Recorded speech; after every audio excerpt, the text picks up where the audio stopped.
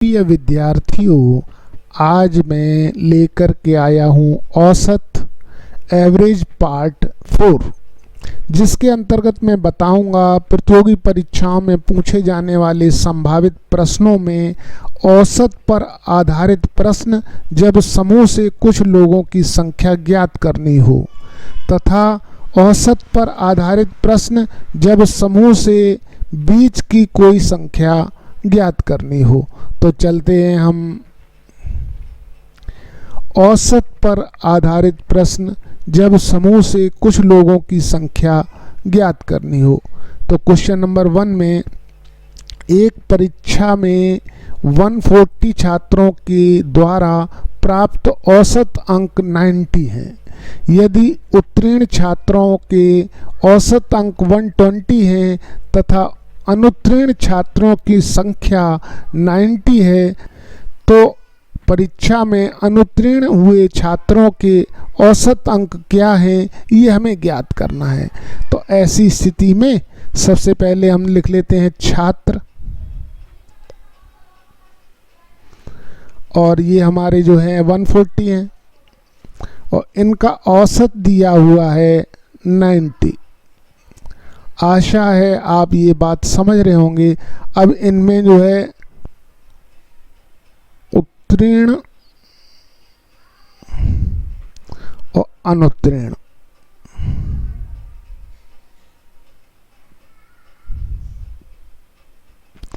अनुत्तीर्ण छात्रों की संख्या हमारी 90 दी हुई है और उत्तीर्ण छात्रों की संख्या हम निकाल सकते हैं। 140 में से 90 माइनस कर देंगे तो यहाँ आ जाएगी हमारी उत्तीर्ण छात्रों की संख्या 50, और उत्तीर्ण छात्रों का हमारा औसत दिया हुआ है 120। आशा है आप ये बात समझ रहे होंगे। अब अनुत्तीर्ण छात्रों का औसत अंक क्या है, ये हमें ज्ञात करना है। मान लीजिए ये अनुत्तीर्ण छात्रों का औसत हमारा x है, तो इस 120 को हम दो भागों में लिख लेते हैं, 90 + 30। इसका तात्पर्य यह हुआ कि औसत अंक हमारे सभी छात्रों के 90 हैं, लेकिन जो उत्तीर्ण छात्र हुए हैं उनके औसत अंक 90 तो हैं ही, लेकिन 30 अंक अधिक हैं। आशा है आप ये बात समझ रहे होंगे।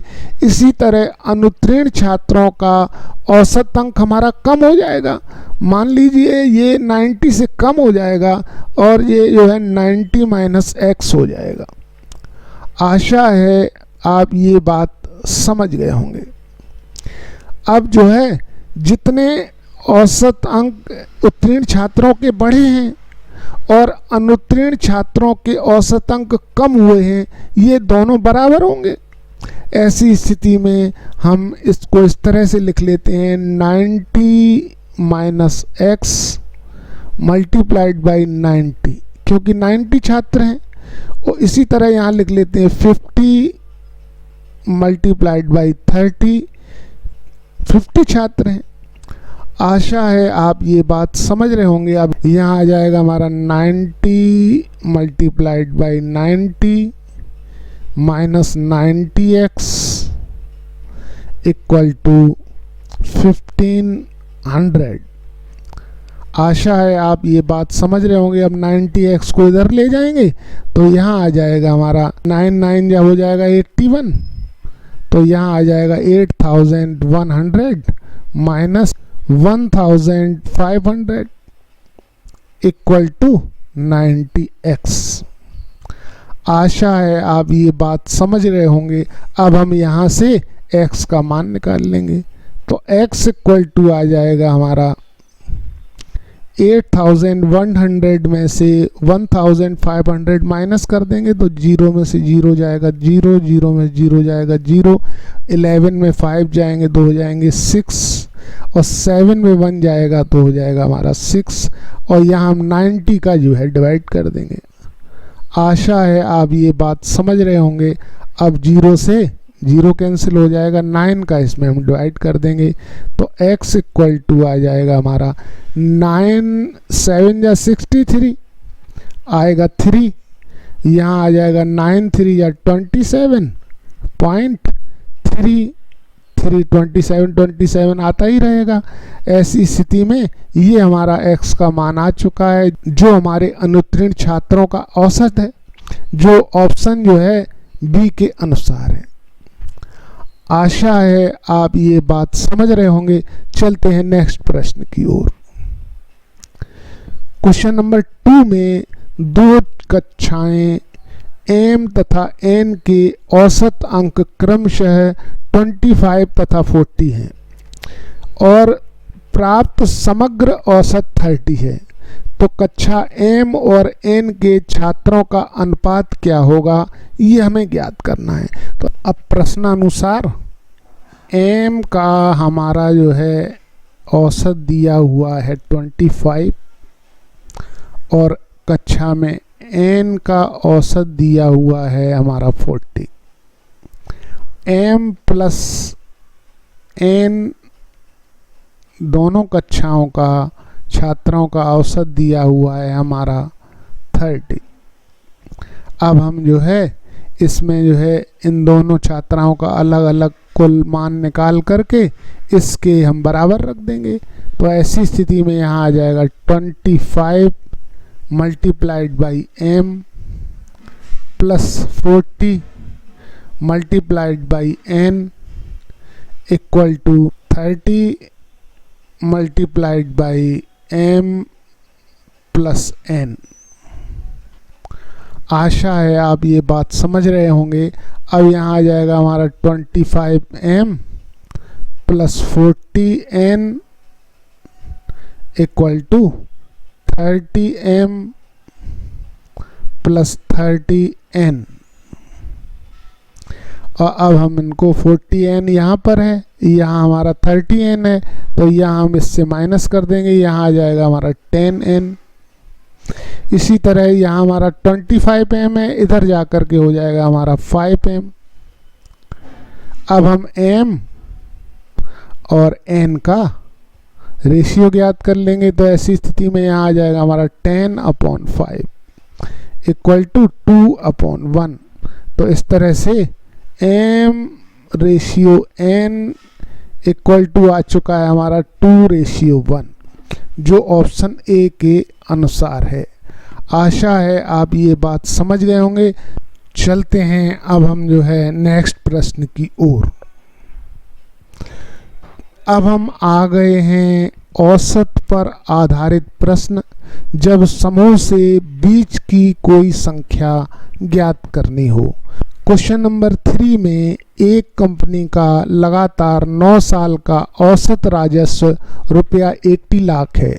यदि पहले 5 सालों का औसत रुपया 75 लाख है और अंतिम 5 सालों का औसत रुपया 87 लाख है, तो 5वें वर्ष का राजस्व ज्ञात कीजिए। प्रश्नानुसार 9 सालों का हमारा जो है राजस्व दिया है हमारा 80 लाख। आशा है आप ये बात समझ रहे होंगे। अब और फर्स्ट 5 ईयर्स का दिया हुआ है राजस्व 75 लाख। इसी तरह से लास्ट 5 ईयर का राजस्व दिया हुआ है हमारा 87 लाख। तो 5वें वर्ष का राजस्व ज्ञात करना है।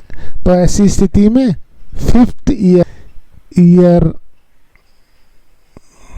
का राजस्व मान लीजिए ये हमारा x है। अब हम क्या करेंगे कि इन दोनों राजस्व को जोड़ करके ये राजस्व घटा देंगे और इसके बराबर रख देंगे। तो ऐसी स्थिति में यहाँ आ जाएगा हमारा 5 multiplied by 75 plus 5 multiplied by 87 minus x कर देंगे, क्योंकि 5 इसमें भी जुड़ा हुआ है, 5 इसमें भी जुड़ा हुआ है। ऐसी स्थिति में जब हम दोनों को जोड़ करके ये हम माइनस कर देंगे तो ये हमारा इसके इक्वल हो जाएगा 9 मल्टीप्लाइड बाई 80।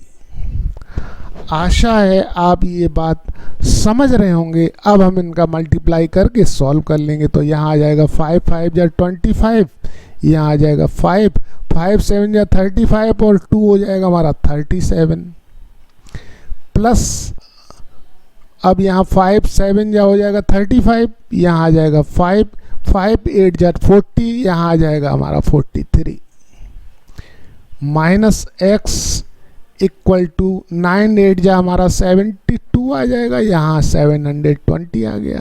5 और 5 हो जाएगा 10, यहाँ आ जाएगी 0। 3 और 7 हो जाएगा 10 और 1 11 हो जाएगा। 3 और 4 हो जाएगा हमारा 7 और 1 8 हो जाएगा। Minus 720 equal to x. तो इस तरह से हम x का मान निकाल सकते हैं। x इक्वल टू आ जाएगा हमारा 0 से 0 जाएगा तो 0, 11 में से 2 जाएगा तो आ जाएगा 9, 7 में 7 जाएगा 0। तो x का मान 90 आ चुका है, जो हमारा 5th ईयर के राजस्व के बराबर है और ये ऑप्शन ए के अनुसार है। आशा है आप ये बात समझ गए होंगे। चलते हैं नेक्स्ट प्रश्न की ओर। क्वेश्चन नंबर 4 में एक कंपनी का लगातार 13 सालों का राजस्व 82 लाख है। यदि पहले 7 वर्षों का औसत 77 लाख है और अंतिम 7 वर्षों का औसत 89 लाख है, तो 7वें वर्ष का राजस्व क्या होगा, ये हमें ज्ञात करना है। तो उसी प्रकार इसी तरह से हम ये भी ज्ञात कर लेंगे। तो 13 ईयर का दिया हुआ है हमारा राजस्व 82 और जो है 7 ईयर का राजस्व दिया हुआ है हमारा 77। ये हमारा फर्स्ट है। और लास्ट 7 ईयर का दिया हुआ है 89। अब हमें 7th ईयर का राजस्व क्या है ये हमें निकालना है। मान लीजिए ये x है, तो प्रश्नानुसार हमने जैसे लिख लिया है उसी तरह से इन दोनों को हम जोड़ करके अब हम इससे माइनस कर देंगे। तो ऐसी स्थिति में 7 multiplied by 77 plus 7 multiplied by 89 minus x equal to 13 multiplied by 82। आशा है आप ये बात समझ गए होंगे। अब यहाँ पर 7 7 या हो जाएगा 49 का आ जाएगा 9, 7 7 या 49 और 4 हो जाएगा हमारा 53।